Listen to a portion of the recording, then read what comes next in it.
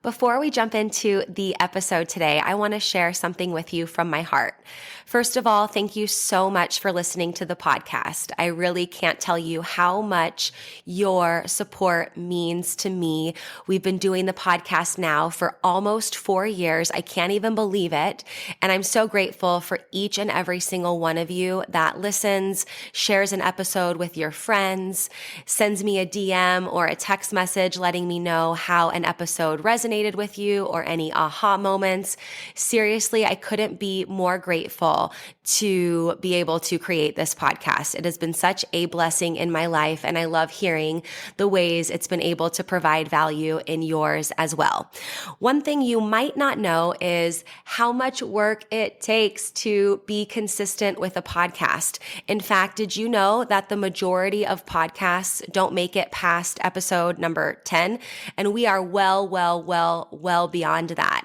And it's just a lot thinking of the episodes, recording them, editing them, managing the guests, making sure that everything runs smoothly and gets uploaded consistently and regularly. And so that's why I have created an amazing opportunity for you to support the podcast monetarily. And in exchange for that, you will get exclusive premium subscriber content. So for as little as $3 a month, you can become a premium subscriber of the podcast. And every month I will upload new voice-guided workouts and breathwork meditation audio for you. So that way you can work out with me, coaching you in your ears. You can also take a moment to reduce your stress and relax and come down and ground down with one of my breathwork audios. So if that is on your heart to support the podcast for as little as $3 a month to become a premium podcast subscriber, I can't tell you how much that means to me and the growth of this podcast. I appreciate you. If you're interested, click the link in the description, become a premium podcast subscriber, new content every month, and while supplies last, I'll send you an exclusive podcast coffee mug so you can have your self-love and sweat coffee every morning. I appreciate you. Now let's get into the show. Welcome to Self-Love and Sweat, the podcast, the place where you'll get inspired to live your life unapologetically, embrace your perfect imperfections, break down barriers, and do what sets your soul on fire. I'm your host, Lunden Souza. Hey, have you grabbed your free Self-Love and Sweat monthly calendar yet? This calendar is so amazing. It comes right in your inbox every single month to help you have a little nugget of wisdom, a sweaty workout, a mindset activity, just a little something to help keep you focused and motivated and keep that momentum towards your goals. So every day when you get this calendar, you'll see a link that you can click that will lead to a podcast episode or a workout or something that will be very powerful and quick to read. And then you'll also see on the top left corner of every single day, there's a little checkbox in the calendar. And what that is that's for your one thing. You can choose one thing every month, or it can be the same, something that you want to implement, and make this something that you can easily implement, like daily meditation or getting a certain amount of steps or water, for example, and staying hydrated, and even taking your supplements. This can be something if you want to get more regular doing a particular habit and routine, you can choose what that checkbox means. So if you want your Self-Love and Sweat free monthly calendar delivered right to your inbox every month on the first of the month, go to lifelikeLondon.com/calendar, fill out the form really quickly, and you will have your calendar in your inbox within a few short minutes. That's lifelikeLondon, lifelikeLondon.com/calendar. Go get yours for free and enjoy this episode. Welcome back to Self-Love and Sweat, the podcast. Today, we have such a wonderful guest. I'm so excited to connect with again, Paddy Kennedy. I met Paddy when I was in Dubai recently, supporting my ex-boyfriend on his future business endeavors in Dubai and kind of getting a taste of Dubai life, and we just met some really wonderful people, had such a great experience there. And honestly, Patty, after I met you and we had coffee and we just kind of chatted for an hour, the three of us, I remember after that conversation being like, oh, that's why I came to Dubai. Like, of course, I was there to help Andreas and support him in that journey. And then I was also working, running my business, helping him. And when I met you, it was like such a breath of fresh air. And I was like, oh, I'm so grateful for your time, for the time we got to talk, for kind of the crossover in terms of what we're interested in, what our passion is in this world. And so, yeah, I'm excited to have you here on the podcast so everyone can get a little dose of Patty. Patty, you're not from Dubai. You are, yeah, I think you said you're from Canada, right? You're I'm Canadian. from Like, tell us a little Vancouver, bit more. beautiful West Yeah, Coast, Vancouver. Yeah. tell us more about you and your coaching mission and what you do and how you ended up in Dubai. Well, first of all, let me say I'm really excited to be here too, because I very much enjoyed that day that we met. I felt like I had met a kindred soul, a kindred spirit. And that's always so refreshing because there's so many people in the world and people talk a big talk. But I just felt that in talking to you, I had found somebody who was going to walk that talk. And for me, that's just so refreshing. So thank you for having me today.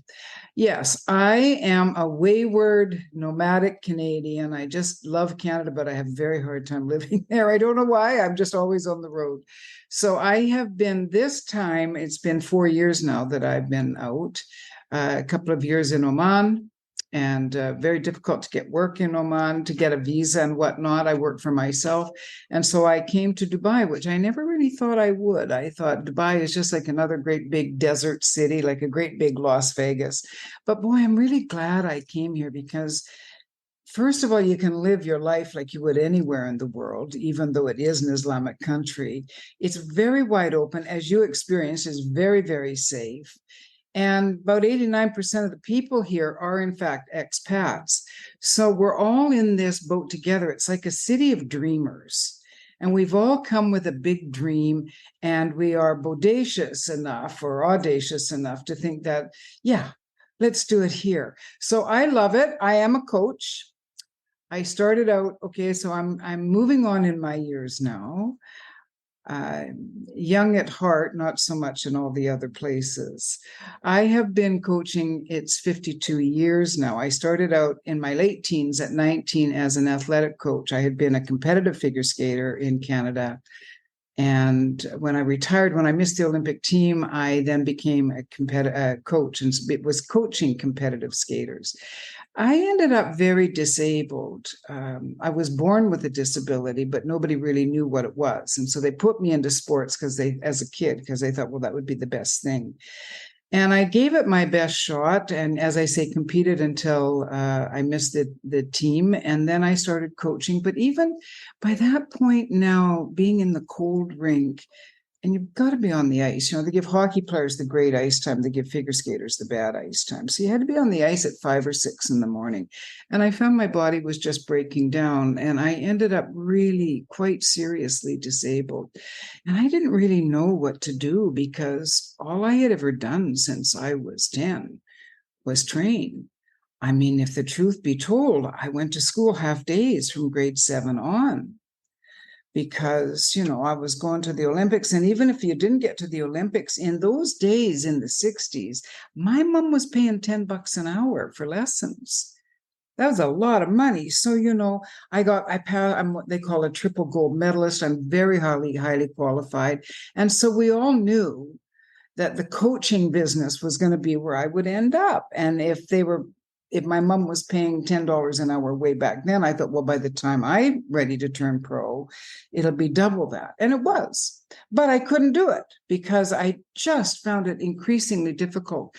So then I was like, well, now what do I do? I mean, really. So I had a teacher. I'm giving you the Reader's Digest version. I won't give you all the time from when I lost it to when I found it again. But when I was in grade 11, I had a teacher, Sister Mary Carmel was her name, God love her. And she said to me, now, in case this skating thing doesn't work out, like should anything happen to you, you're a very good writer and you're a very good speaker. And you should always keep that in your back pocket. Mhm. Now, my mom raised 4 kids as a single mom in those years, very tough. And she used to say, every night after dinner, we would have elocution, public speaking. They would have dinner, would put the dishes in the sink. And then she had 4 kids, so there were 5 of us, including her. And she would give us a topic and we had to stand up and speak. Cool. And she would, because there were 5 of us, we had to create limericks and we had to speak in poetic rhyme. And she used to say, by God, no one will know my kids come from the wrong side of the tracks. And by saying it, she sounded so on the wrong side of the tracks, you know. But we all grew up to be very strong in communication. So I tried for a number of years, I tried many ways to fulfill, skating was an art sport. So much expression, you put the music on and away you go. It's every cell in your body. And it was very difficult to replace that. But people had always said to me too, you have a really good voice for radio. Mm-hmm. I was never certain if that meant I didn't really have the face for TV or what it meant. But my mom had said forever, it's not what you say, it's how you say it. So I went in 1990, I decided no matter how sick I get, I always have my voice. I'm going to go into radio school. And on the very first day, so I went to the National Institute of Broadcasting in Toronto, in Canada. And on the very first day, what do you think it said on the blackboard there? It's not what you say, but how you say it. And I thought, oh, Mom, we always kind of a little embarrassed because she was so different from all the other moms. She encouraged us to follow our art and to express ourselves.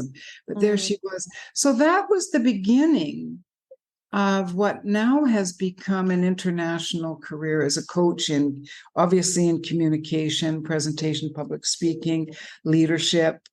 And all of my work, I involve the magnificent instrument of the human voice. And so that's kind of how I got here. I never intended to come here. I was to speak in Bahrain. I left. I had been in Muscat. I went home for Christmas. I came back. I was to go to Bahrain to give a 3-day seminar.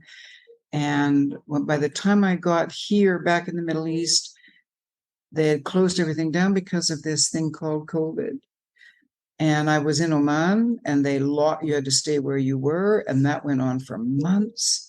By the time they lifted it, it was getting winter in Canada. I thought, who really? Even Vancouver's nice, but really, when you're winter in the Middle East, winter in Canada, I'm picking the Middle East. And by then I had an apartment and whatnot. And then one thing just became another, and I haven't been back since. And now I'm living in Dubai. And that's the Reader's Digest story of how this crazy Canuck got all the way here to Dubai, and I love it. Yeah, I love that. Thank you for sharing. And I said this before we pressed record, and then now that we're recording, I'll say it again. When I heard your voice again after meeting you in Dubai, it was kind of like, oh, this landing safe, grounded sound, vibration, instrument, as you mentioned. And I know that in your coaching, you teach your clients, communication skills and kind of all the things. I love the way that your mom kind of set the stage for that when you were younger, because I know that's a huge fear of a lot of people is speaking in front of people, being able to communicate clearly and with connection and clear thoughts and articulation.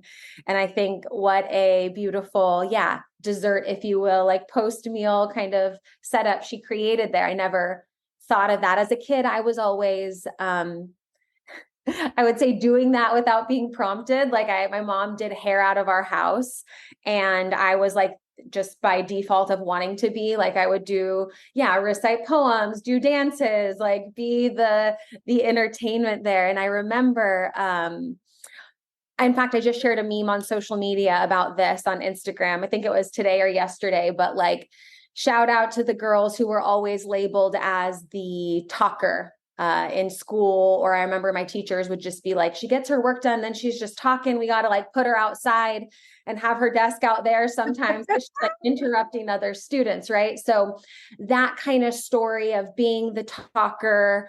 And I remember being told to by like my soccer coaches and sports coaches, like go run laps, because I like wouldn't stop talking and I'd be engaging with other people. I also I think I'm a pretty fast talker now, but I definitely was way faster before becoming aware of it.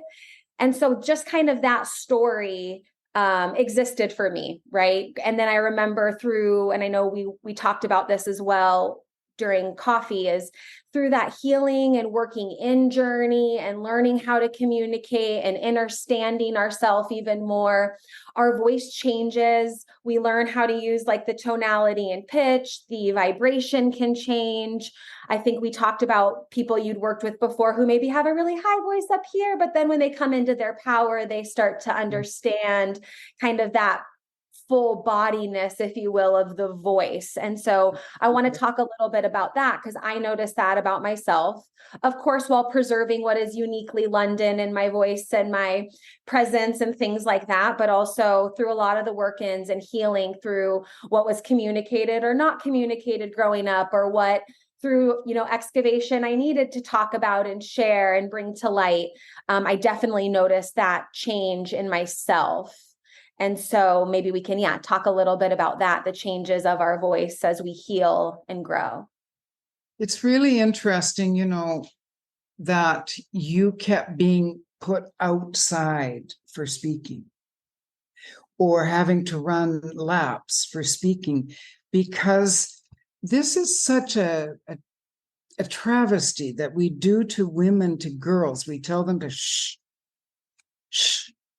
And so now a big part of my work is telling women, you don't have to shh anymore. I'm not going to tell you to hush. I'm going to tell you to speak up. So it's very interesting. You have a really good, strong, clear personality, but you also, like me, had health issues, right? And there's reasons, physical reasons for them, but it's also a lot the way we internalize what happens to us in our lives, right? But the thing about voice, and I work with men and women, but I'm very passionate about working with women with voice, because so many times they've been told to hush. We've been socialized. It doesn't matter what culture. I mean, I'm now in the Muslim culture, but I've had women clients from 124 countries. They've all been, if they're loud, they're told to hush. And if they aren't loud, it's because they were told that good girls don't speak up. Good girls should just look pretty, be seen. And if you're married, agree with your husband. Now, thank goodness that the world is changing. So a lot of the work I do is I say to women, and you'd be shocked, I say, well, why aren't you speaking up? Who stole your voice? This is a very common question. Whoa, out come the floodgates. So many young girls and young women, or things happen to them, it could be a sexual assault or some kind of something. And if you ever say a word of this to anybody, and then the threat comes, so they learn right away, zip. So then when they finally get to speak, they're nervous. They don't trust themselves. They're completely lacking self-love, because for years and years, they've been giving into this concept that I don't really have anything to say. It's best for me just to be quiet. And this can be really accomplished women, by the way. It's not just, I'm not talking about little mousy little girl women. I'm talking like really accomplished women. Maybe I'm talking too much. We have this thing. So that's one of the first things, like to uncover. We don't really need to find our voice because we don't lose it.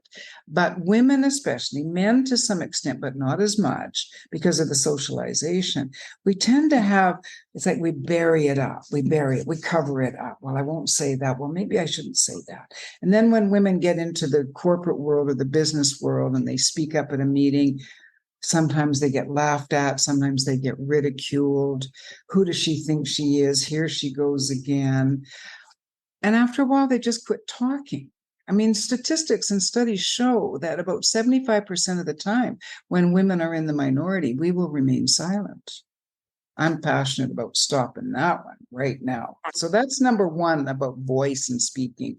And good for you that you kept your personality alive and strong.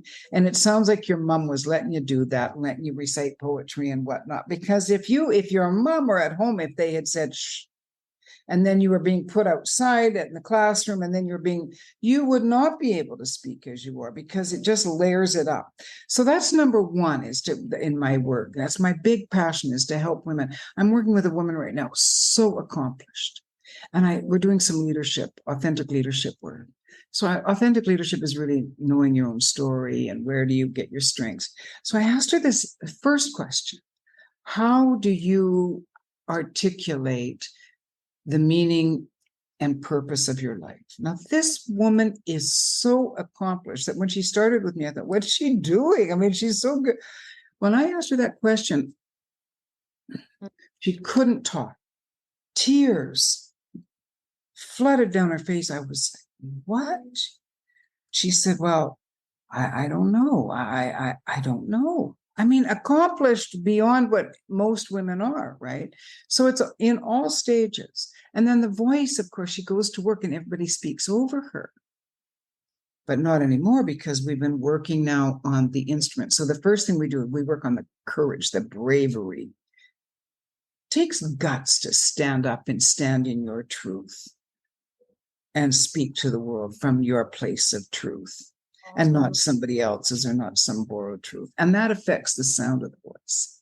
So the first thing I want people, men go through this as well, but with women, I really work hard on this, that they get that courage, that bravery. And then we play the instrument. Richard Strauss, one of the great musical Strauss family members, said that the human voice is the most magnificent of all the instruments, but it's the most difficult to play. And it's the most difficult to play because it's at once a wind instrument, like an oboe, because a great voice happens when the right amount of air comes across the right amount of vocal cords. But it's also like your Stradivarius violin or a guitar, because it's the vibration, that what you do with that air. And it's the air that makes the sound, but then it's the vibration. So if you were to play a violin or a guitar that wasn't pulled tight, there'd be no vibration. So it's the mastery of that instrument. Now, here's the magic.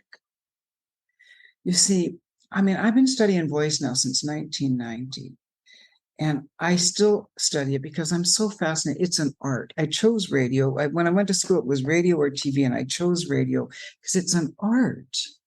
The sound. When you are speaking from your truth, when you're in your heart and your soul and you speak, the vibrational quality of your voice actually can go into your audience's brains, and it ignites, it sparks imagination. And the vibrational quality of the voice can go into your listener's brain and start new synapses, create new pathways, which means now that your audience is thinking about what you're saying in a way they've never thought of before. This is a superpower. If you're in sales, you ought to learn how to play this instrument, because yes, you could manipulate it any which way you want. I'm only interested in manipulating it for the good, for the greater good. But you have such control, and you can really make people think differently. It's an amazing gift. The poet, when I was in school, God, I hated him. What's his name? Longfellow, Wordsworth, Longfellow. I still, whatever. He's a very famous poet from way back when. And he said that the human voice is the organ of the soul. Mm-hmm. That when we speak and when we're in our truth, because when you're not in your truth, your voice is going to show. A voice expert could tell. They say the eyes are the windows to the soul. I've known people look me right in the eye, tell me a big fat whopper, big fat lie. But the voice will quiver when it lies. It is, in fact, the organ of the soul. I believe that we don't have souls. I believe that we are souls. So when we get into our truth and our beauty and our goodness, and we speak, We can change the world. We can increase our business. There's so much we can do just by taking that bravery, knowing you got to know who you are.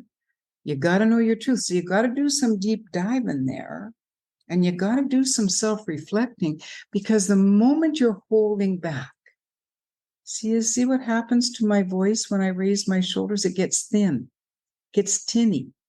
Any stress in here, as soon as I lower them, I can get back into my register. So if I go to speak and I'm doubting myself and there's any tension, it's going to come out, and then people will go, yeah, there's just something about her that I just didn't really, I don't know what it is. It was because the voice sounded like tin. So really, and when men have, this is another place where men have it more easy than we do, because they have a naturally deeper, more resonant voice.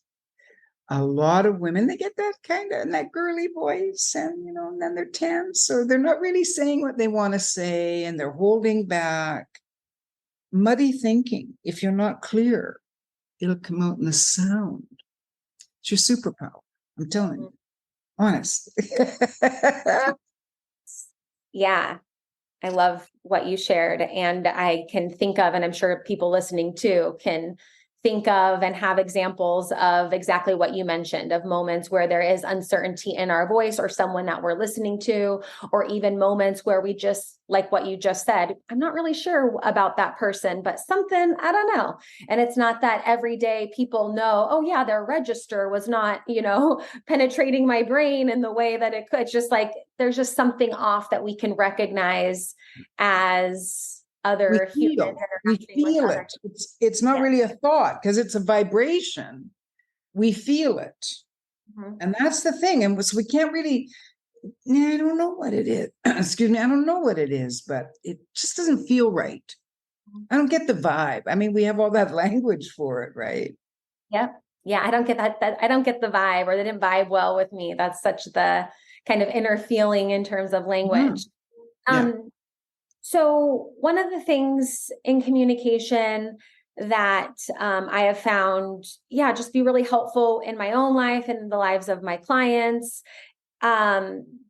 is the integration and communication about ways you no longer wish to be, who you are now that you're changing and healing, and those conversations with people that we love, that we work with, that we're around on a regular basis, so that they can continue to get to know who we're becoming, right? Like this, okay, I'm changing, new story, I'm the DJ, I'm changing the song, I'm becoming, growing, all the things. And how do we communicate that to people that we love, whether they stay in that chapter of our lives or they don't?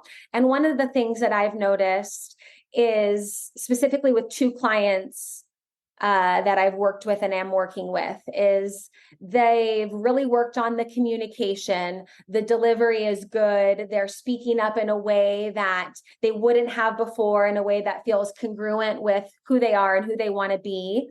But then still that lingering feeling, probably from, like you mentioned, who stole your voice, like that story. But there's still that moment where it's like, oh, I'm still thinking about, and this is why I think communication is so powerful, because it's not just the conversation, the communication, what you say, but as humans, our thinking brain later of like, did I say something weird? Was that too much? Was that not enough?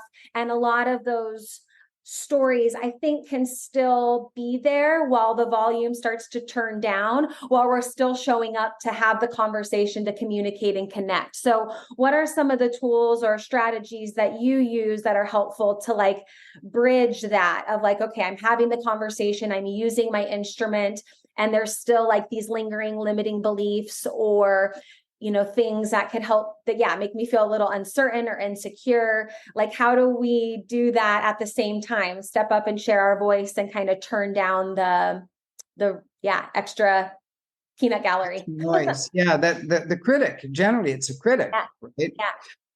Hey, really quick, I want to interrupt the podcast for just a minute to tell you about one of my favorite supplements for hair, skin, nails, digestive, and gut health. And that is Snap Supplements Super Greens with collagen. Now, if you're following me on social media, you've probably seen me post about this a bunch because honestly, this product tastes amazing and it's jam-packed with nutrients, like I said, to support healthy hair, skin, and nails. It helps support detoxification, a healthy immune system, and there's even probiotics in there for a healthy gut. It's non-GMO, no sugar added, soy-free, grass-fed collagen, and every scoop is going to give you 7 grams of protein. And this is why I love it, because it's not like a protein shake. It's just a scoop of powder. It tastes amazing. I put it in water, or if I want more hydration, I'll put it in coconut water and mix it up.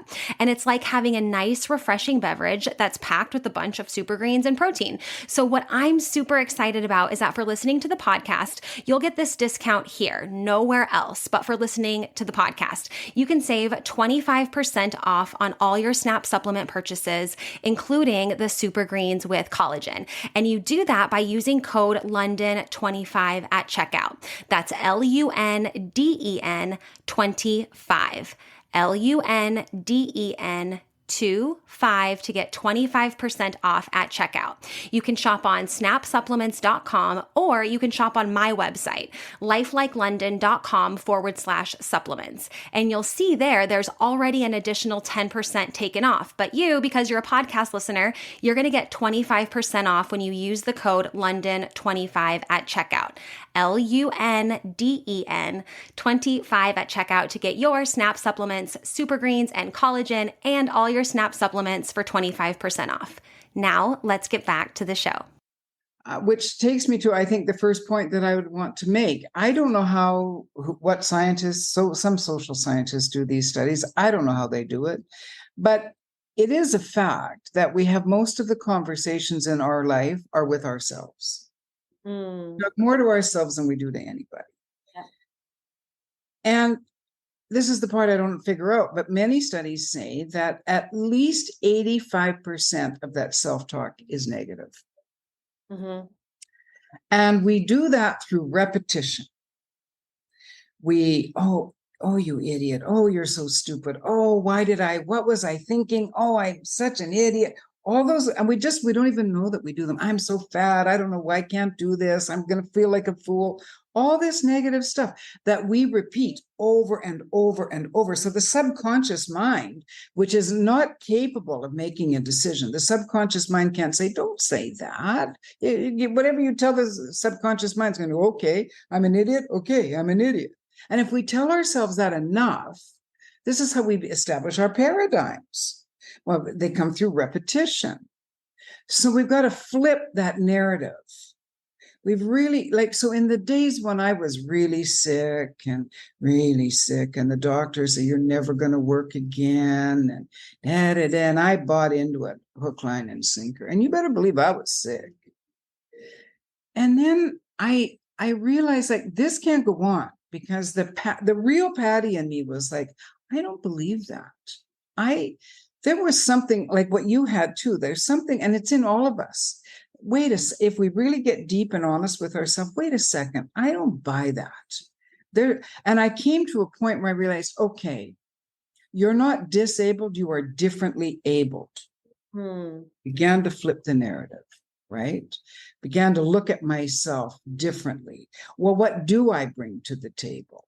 And so I began to really change the way that I was talking about myself. And that's the beginning of it. And it takes work. We can't decide, tonight at 8:00, okay, I'm never going to say that to myself again. And presto, it's gone. No, because it's taken years and years and years of repeating that stuff, ourselves and the outside world telling us that. You're such a dreamer. That'll never work. What are you thinking? All those things. And if we don't act as gatekeepers and keep them out, they're going to come in. And that's a skill that we have to learn. So that's number one, really become aware. And you know what I did? I did the old-fashioned style of cognitive restructuring. I got an elastic So nowadays I have these nice little beaded bracelets that are elastic, but sometimes I still have to do it. But I got an elastic band, and every time I heard myself in that negative talk, I'd snap the elastic and it would come back and it would pinch a little bit. And in that moment of pain, a little tiny itty bitty pain, I'd go, oh, and I'd flip it, say the opposite. So instead of saying, I'll never be able to do it, I'd snip and I'd go, yeah, I can do that.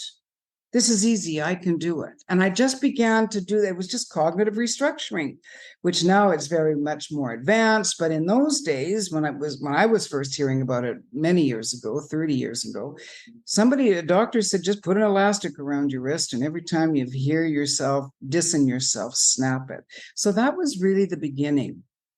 Now, what I do with my clients is I came up with this quite by accident when I was in New York years ago, and I was working with young girls, who were young, mainly Black and Hispanic girls who were young girls at risk, and it was an after-school program.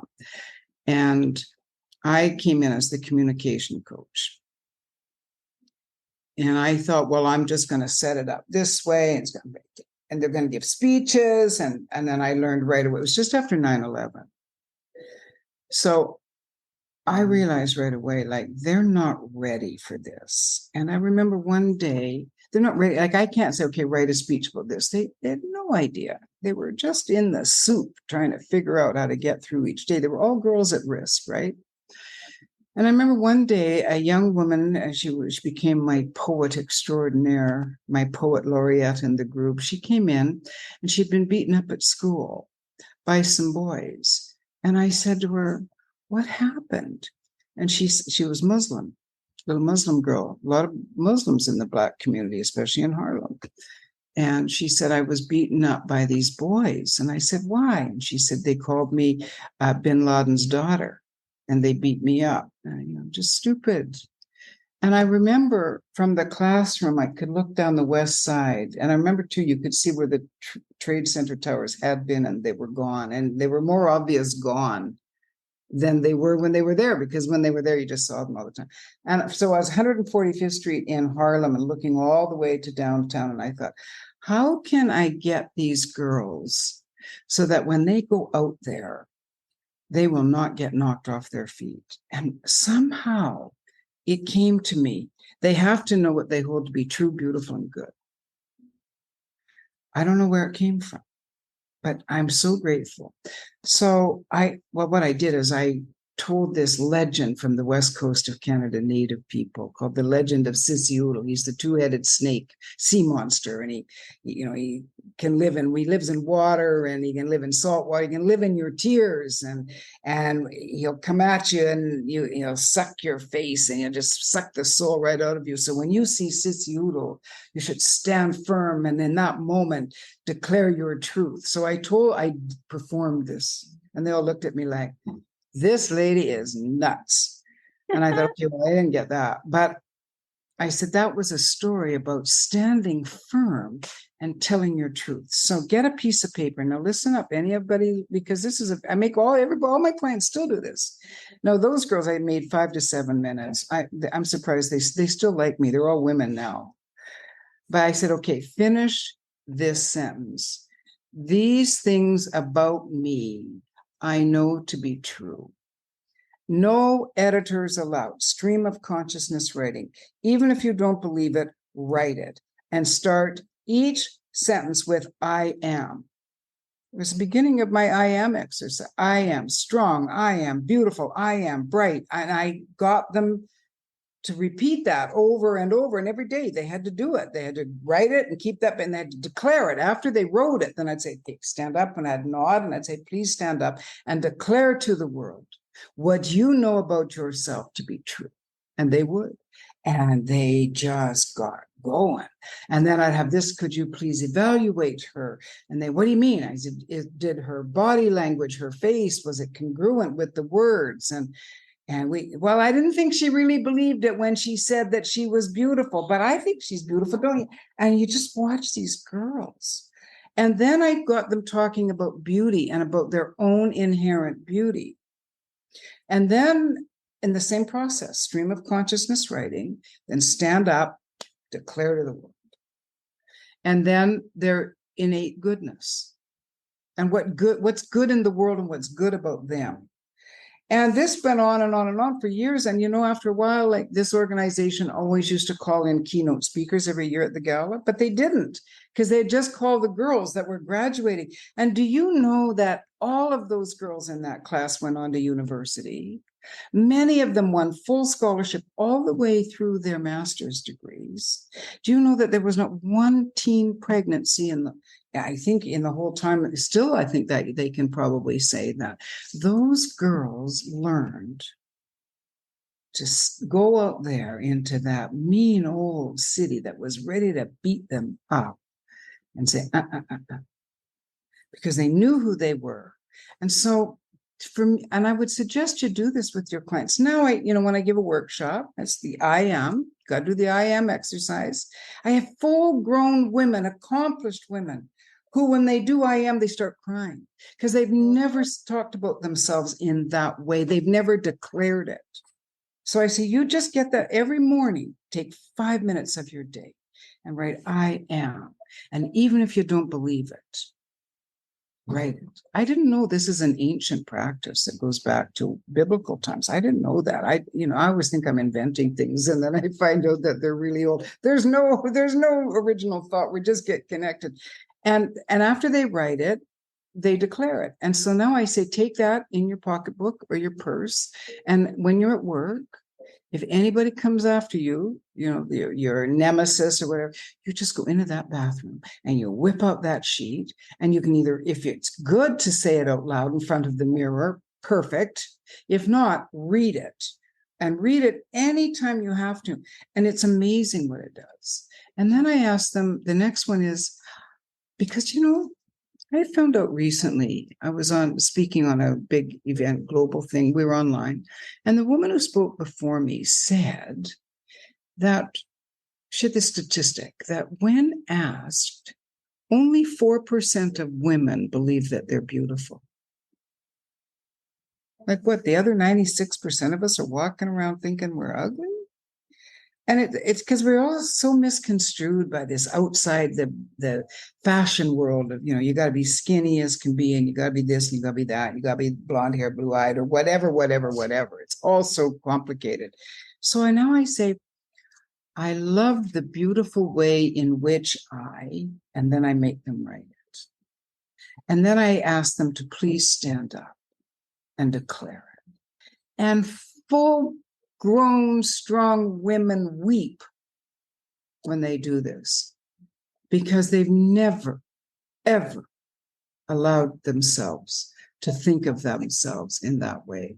So for me, you ask, how do we flip that narrative? It's deep.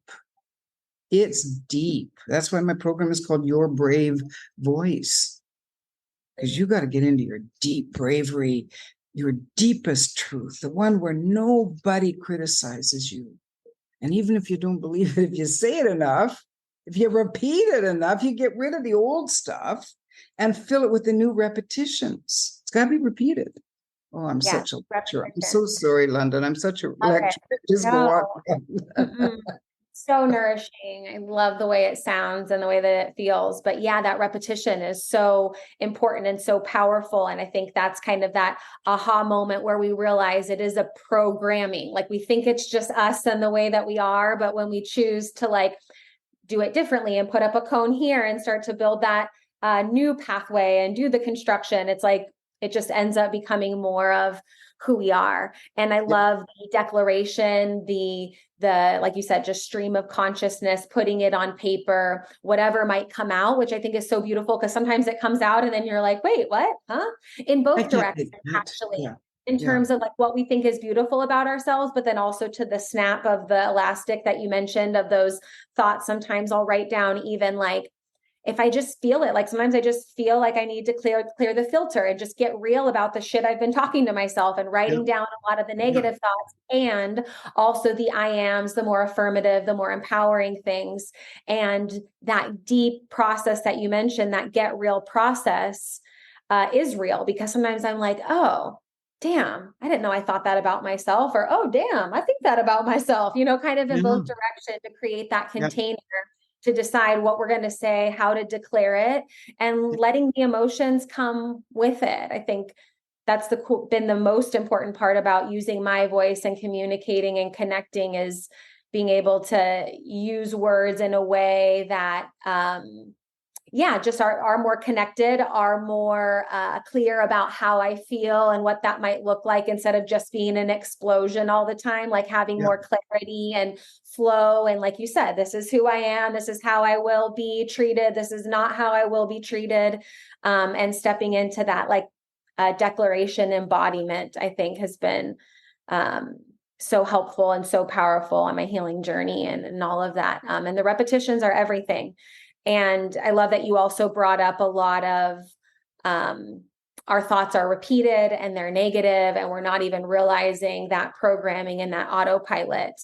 And I see the same thing too. I mean, in myself and also people that I work with, where it's like, these are badass, amazing humans who are stepping up, declaring, being vulnerable, and letting that emotion come along with it so that we can process. It's not always just a matter of like saying and believing, but sometimes it's saying and feeling and releasing and all of that, and doing that in community with a coach or in front of other women or people in community that are doing that too. It's like, oh, I find that what you mentioned as well, about beauty being like the way that you look and whatever. But I feel like the more like I don't know, get naked internally, and I'm around other people who do that too, that's when I realize people are beautiful. I'm like looking at people who are sharing their truth and are shedding tears and layers in ways they never did before.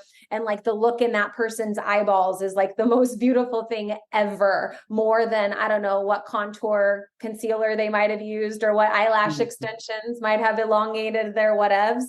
I was just recently in a group and we did kind of that eye gazing where you just sit and look at each other in the eyes and don't say anything. And at the end, after having done some deep work together throughout the course of a couple days, we were just like, oh, everyone's so beautiful. Not because of what they look like, but like what they were able to expose and share through that healing journey and connectedness and communication and all the things, which I think you and I both agree there in terms of that being what's really sexy and attractive and beautiful and needs more of in this world. Yeah, because it's real. It's not fabricated. It's real. I mean, it's real, raw, authentic people, not hiding and just being who they are. It is a beautiful thing.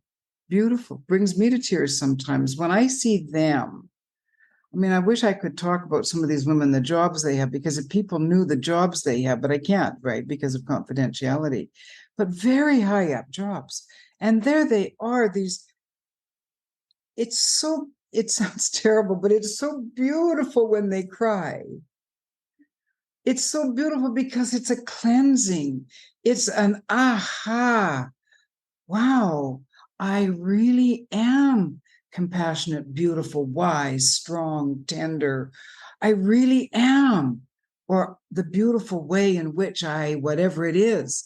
And that when you see them have tears, I get teary-eyed, and it sounds really twisted, but in private sessions or even group sessions, when they cry, I feel like we're on the right path, because it's a release of pent up emotion and I think we are here to learn self-love. I think that's the whole purpose of being a human being. And I think learning to love ourselves is the most difficult job there is. Yeah. I remember once I blew it in the class, and I in the moment my intention was not to get near the edge of my integrity, but I did. I said something. I don't even really remember what it was, but I remember the client's face because we were on Skype in those days. And she said to me, good for her. She said, I feel like you're a little bit out of your integrity saying that. I thought I was going to die. I'm only telling you because it's we got to be honest. And I was in Vancouver at the time, and I went down to the beach, and I was just like wound up. And then I said, because in Vancouver, we have these big logs on the beach. So I'm sitting on a log, and I said, okay, stop it. How are you going to love yourself through this? Well, that's a good question. And I learned so much that I've never gotten anywhere near making that kind of mistake again, because I was horrified. And the old Patty was, see, you're such an idiot. Yeah, you know, you always do, because everybody, it's right what they say. You don't know what you're doing. You're an imposter. All that garbage that comes in, right? And I just said, no. How am I going to love myself through this? And it was a turning point. Love that. Some good questions I wrote down today that you talked about. Who stole your voice? How are you going to love yourself through this? I like that. I think sometimes I don't know, I am amazing, I love me are sometimes not enough words to really like be on board with it. And that really resonates. Like, how are you going to love yourself through this instead of letting the autopilot chatter of what, tries to bring us down? And I can only bring it up today in front of your audience because I learned how to love myself through it. If I hadn't, I would never tell it because I'd still be hiding it. Yeah. Right. But there's no need to hide it. What a great lesson. I'm happy to share it. And thank you so much, Paddy. Thank you for not hiding, for being who you are. I'm so grateful the way that we got connected through like a mutual friend, in a way where when he mentioned you have to meet Paddy, I was like, okay. And then when I met you, I was like, oh yeah, absolutely, had to. And I'm so grateful to know you and have gotten to know you more in this time together and in the future. So yeah, I am so grateful for your time. If there's anything else you wanted to share that you feel called to share before we close, and then also what's the best way for my listeners if they wanted to join one of your programs or attend one of your coaching things, how could they best get connected with you? I'll answer that one last. The thing I want to say first is we all need to cut ourselves some slack. We are only human beings. We cannot be anything more or less than human beings. So this whole notion of trying to be perfect, trying to get rid of it. If you want to sabotage yourself, aim for perfection, because you're never going to make it. So I really want people to remember, just cut yourself some slack, like just chill. You're okay. As a skater, as a figure skater, we learn by falling. You fall enough times, I'm not doing that jump that way again because it hurts. And the first thing we teach children are two very important lessons. We teach them how to stop and we teach them how to fall. It's the first thing you teach when you teach kids how to skate is how to fall. Because and when you fall, you get up, you keep going. So cut yourself some slack and love yourself to the best you can, and understand that, some days are great, some days not so great. It's okay. Nobody is more special than anyone else. I'm turning 71 in 2 weeks, and I'm still doing my cognitive restructuring. I still have the elastic. As I said, now they're pretty with beads. I don't go around with a big, ugly elastic on. But there are times I'm here alone in Dubai. I'm a widow. I get in the cab driver talks to me and he says, why aren't you home living with your son? You have no right being in the world. You're old. I don't believe it, but it takes me back to one time when my son said, why can't you just be like all the other moms and live at home in Canada? I said, have you ever met your mother? We've been in countries because of me, because of our travels. So that's the thing. We're just doing our best every day. Give it your best. Some days your best is brilliant. Some days your best sucks. But just give it, even if your best means, like I haven't done my exercises today. And I'm like, you didn't do shut up already. Walk in the evening. It's only 29 degrees. It's winter here. It's lovely. So cut yourself some slack. Be tender with yourself. Use the same tone of voice you use to your loved ones. Use it with you. You would never talk to a child with the same tone of voice that you would talk sometimes to yourself. So talk with love to yourself. That's the one. And if you want to find out, you see my name right there, Paddy Kennedy.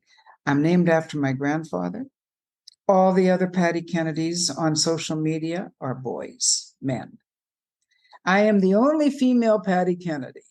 So if you can remember my name and it's Paddy spelled with 2 D's like an Irishman, then you'll always find me. I have a fairly decent, LinkedIn, I'm Paddy Kennedy. Facebook, I'm Paddy Kennedy.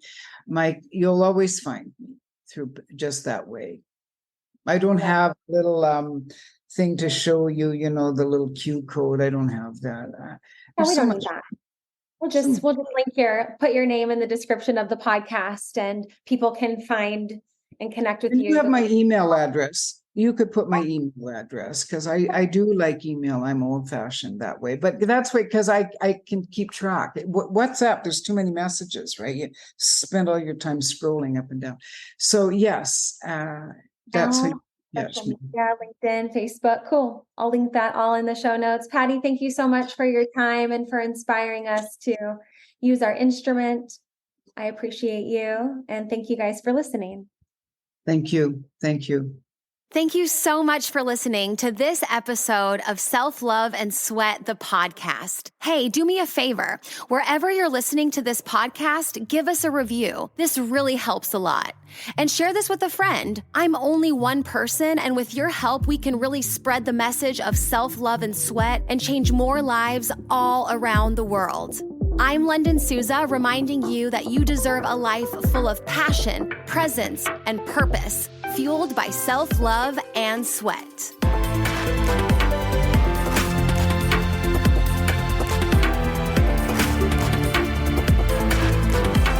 This podcast is a Hit Spot Austria production.